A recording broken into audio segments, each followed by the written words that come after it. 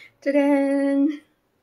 Hi guys, good morning, good afternoon, good evening, good midnight to all my friends near and far. I hope everybody's doing okay. Sana nasa mabuti tayong kalooban, kalagayan. Ito po ang iyong Filipina Carpentera na si Momo. This is Marilyn, your friendly Filipina Carpentera here in America, and wishing you all have to. This is your Filipina Carpentera Momo here in America, wishing you all and hoping that everybody's doing okay. Hindi naman ako Momo, guys. Ano lang, parang Momo lang ba? Kasi hindi ako makatulog. For some reason, kada alas stress ng umaga, palagi akong nagigising and hindi na ako makakabalik ng tulog. Di ba, in my previous video, sinabi ko sa inyo na wakwak ako. In Jesus name. No, hindi. Sinabi ko sa inyo na hindi ako makatulog kasi may insomnia po ako. But anyway, kumusta mga kalagayan niyo dyan? Oh, nag-away naman itong mga inutil pusa na to. But anyway guys, eto, hindi ko lang po ano sasabihin ko, but I guess I would just like to i-share ko lang sa inyo yung experience ko today with my husband and my family. We had a great time. Tapos alam nyo na,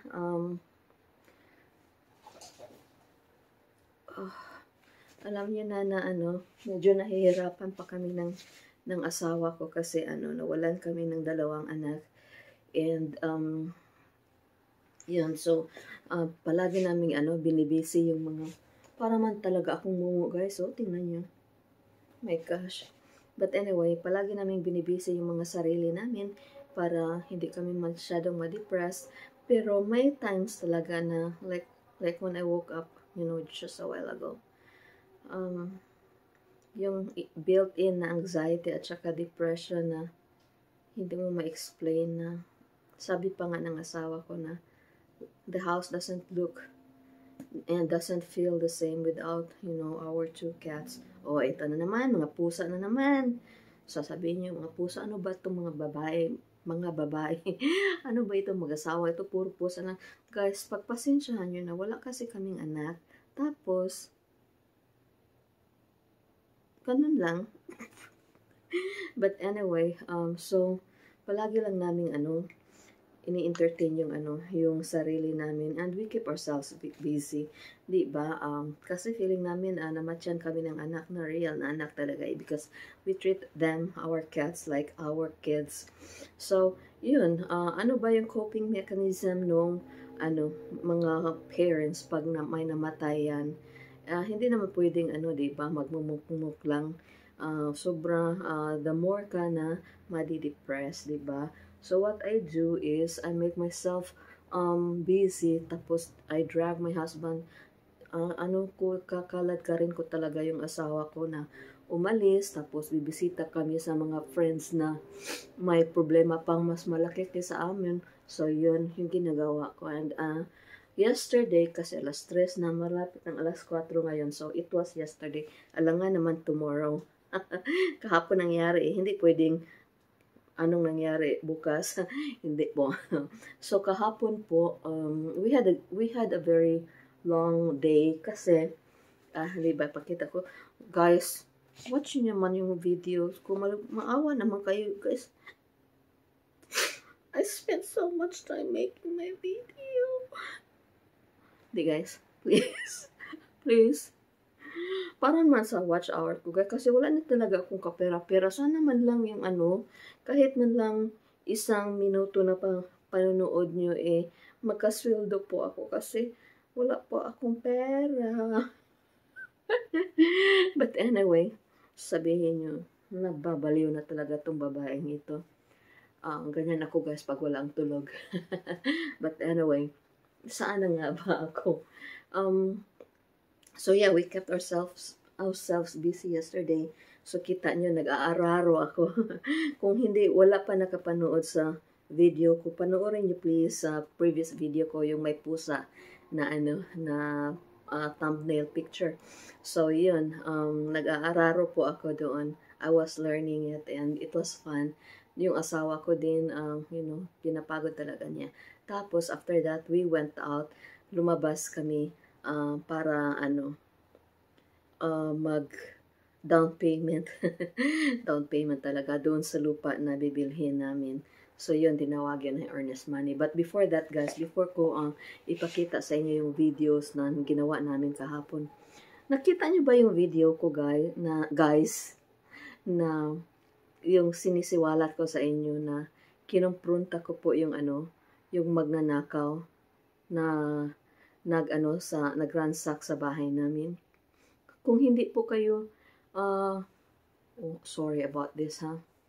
Ito yung pamintal na uniform. Okay, anyway, pero this is clean, ha. Marami lang pintal, pero linalabhan everyday. But anyway, kung hindi nyo napanood, panoorin nyo. At kung nalilito pa rin kayo kasi pasaksak sinagol yung sinabi ko doon, pasensya na po, tao lang po.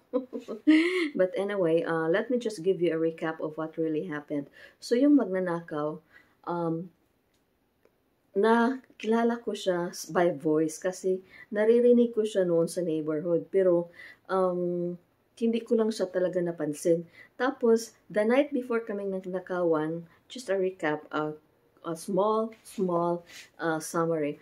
The night na, nang ninakawan kami, and the night before, narinig ko yung boses niya na nasa backyard namin, na malapit talaga sa bahay. Bakit ko narinig? Kasi nandun ako, nagtatile ako siguro at that time sa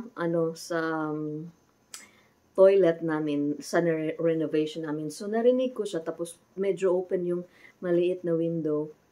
So, may narinig ako, yung boses niya at saka yung bata. They were talking and if you can see the video, sa previous videos ko, malayo po yung medyo may pagkalakihan po yung yung backyard sa renovation namin. So, the fact na malapit siya, nakarinig ako sa sa boses nila, that only meant one thing, na nasa loob sila ng property, malapit sa bahay, kasi narinig ko kahit nga medyo may pagkabungol-bungol ako, pero nakarinig talaga ako, guys, promise, hindi yun hallucination. May narinig talaga ako. But anyway, so yun, narinig ko yung, like the voice sounded familiar, pero hindi ko lang, nagtataka lang ako, like, what are you guys doing here? Tapos ako lang mag-isa, alas 12 na ng probably 11 or 10, 11ish, or ewan ko. Basta gabing-gabi na, hindi naman po mumu yung narinig ko kasi familiar yung voice sa akin. But anyway, to make the story short, so I heard of that voice before. Tapos, nung eclipse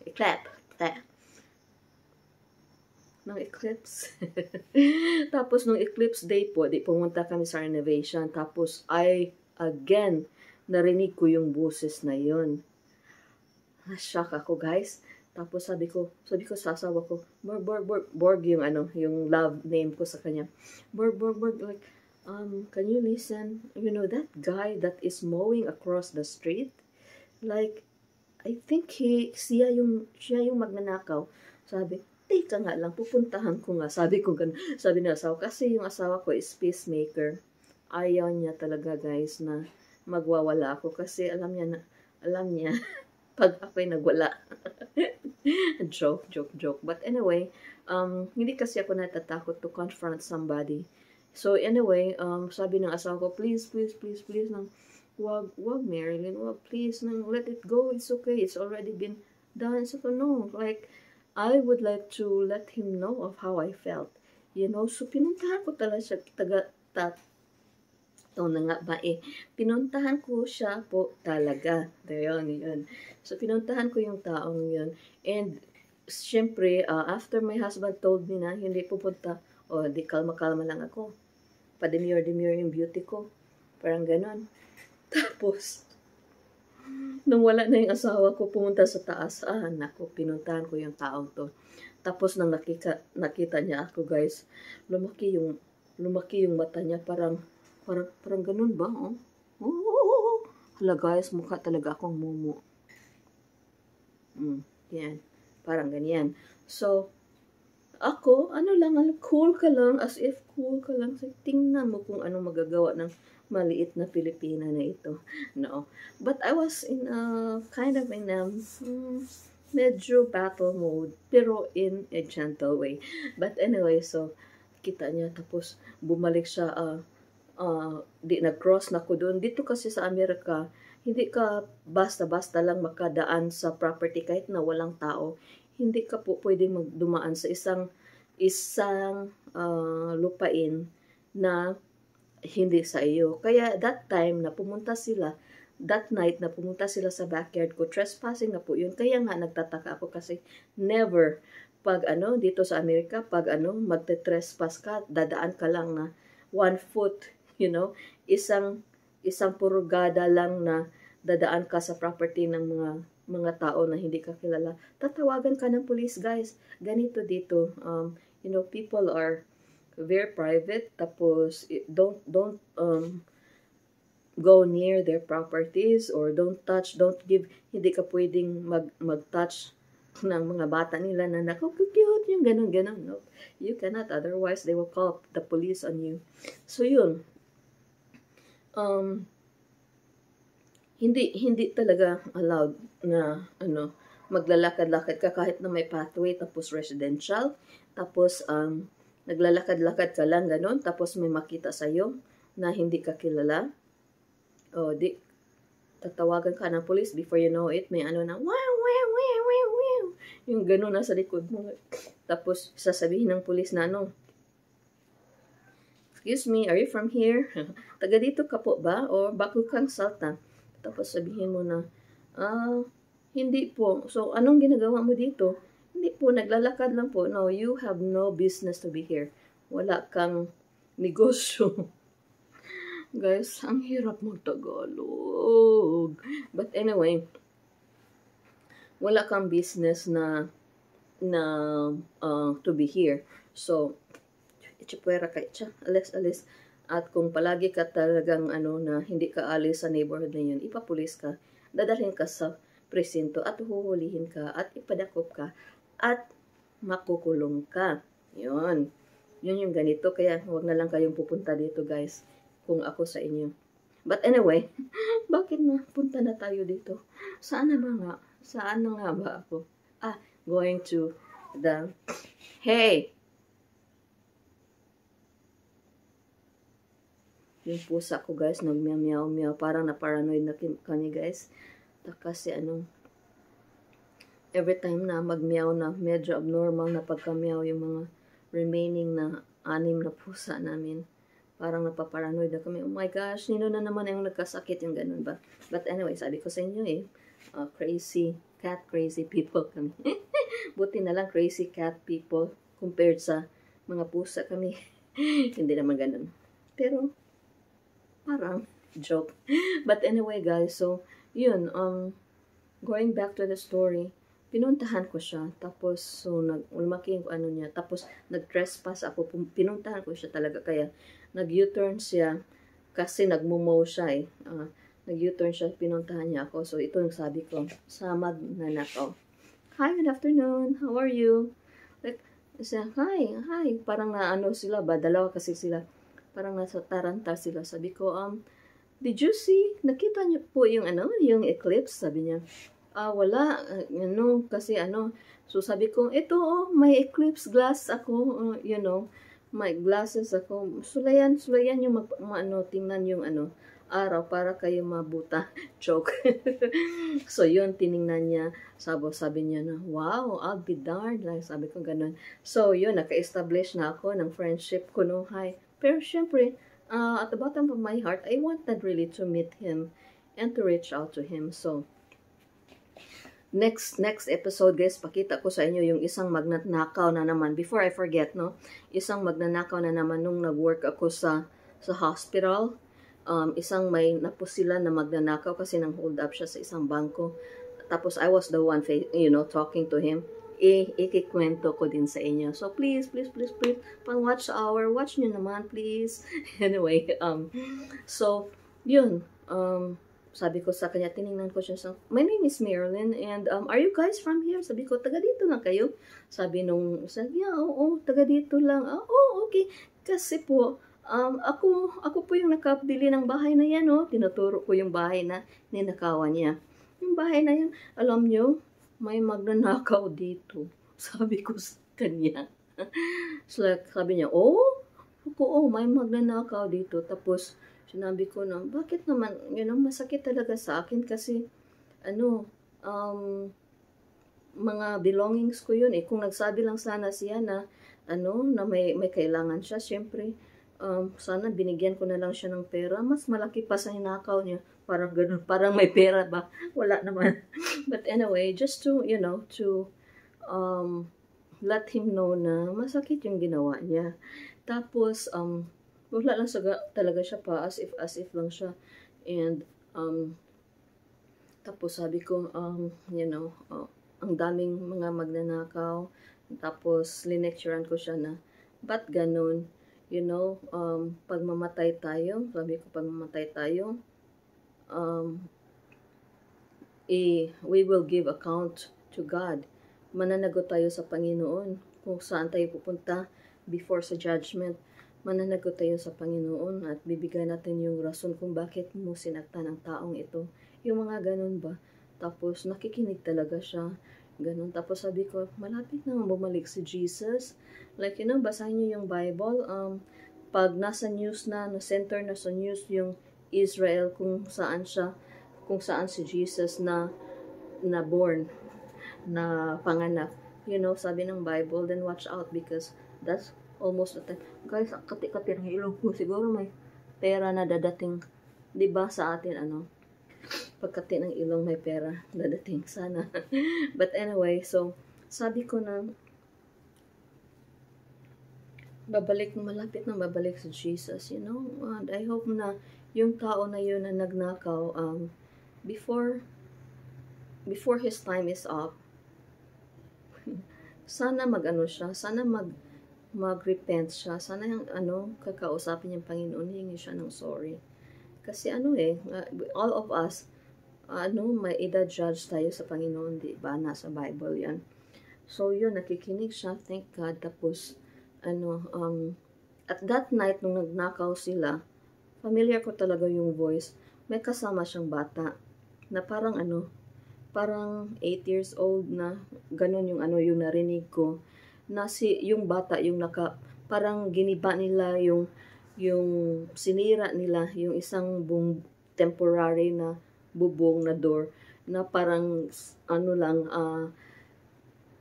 we just nailed it, kumbaga, we just nailed it, sorry po, hindi po ako marunong magtagalog, we just nailed that plywood on the temporary wall, kaya pwede lang siyang, unnail, pwede siyang buklasin, tapos, a small kid can get in there. So, yun, sabi ko sa kanya na, alam mo ba, ang prayer ko na, kung paano ako sinaktan ng taong iyon, prayer ko na the Lord, ang Panginoon po, ipapaalam niya sa tao na yun, kung paano niya ako dinil, yun din pag-deal ng Panginoon sa kanya. Kaya matakot ka na. Hindi ko naman sinabi yun, but yun yung na, I know that it was you, but kung yung prayer ko na, kung yung pag trinato mo ako na ganito, na sinaktan mo yung kalooban ko, I pray that the Lord will let you know how I felt.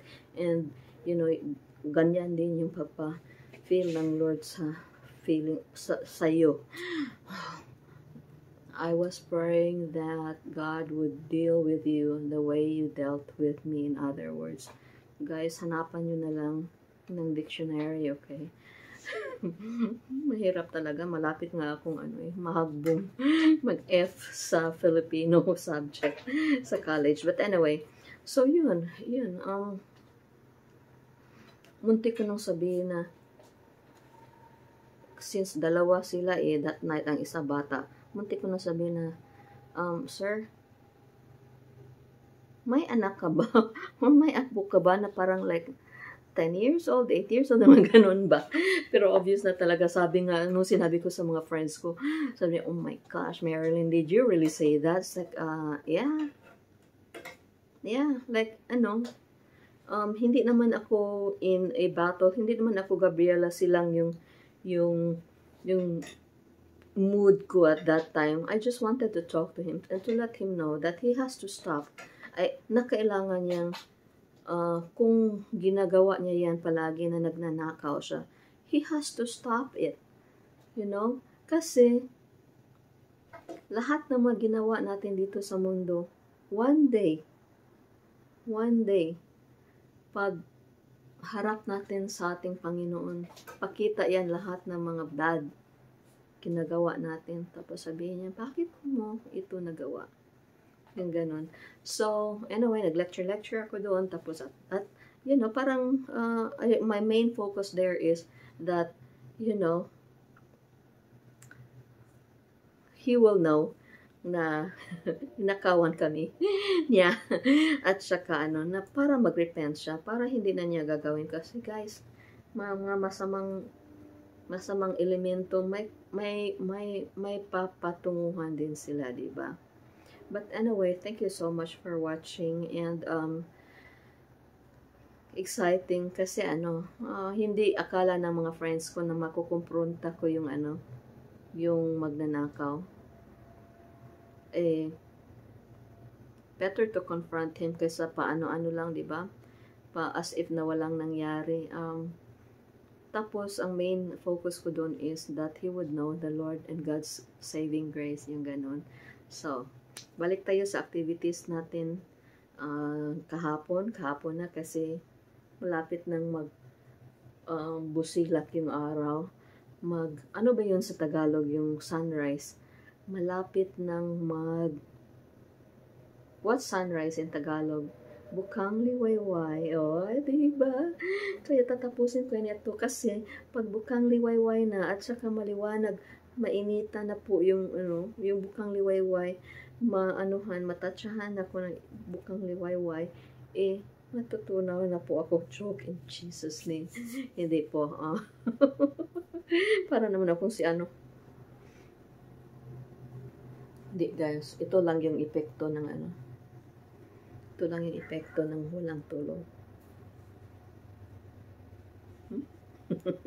Just joking. But anyway, if you're still watching up to this point, salamat po, and I'll see you again next time, and please watch my activities together with my family. Momentarily I'm going to upload the video. So God bless. Bye bye.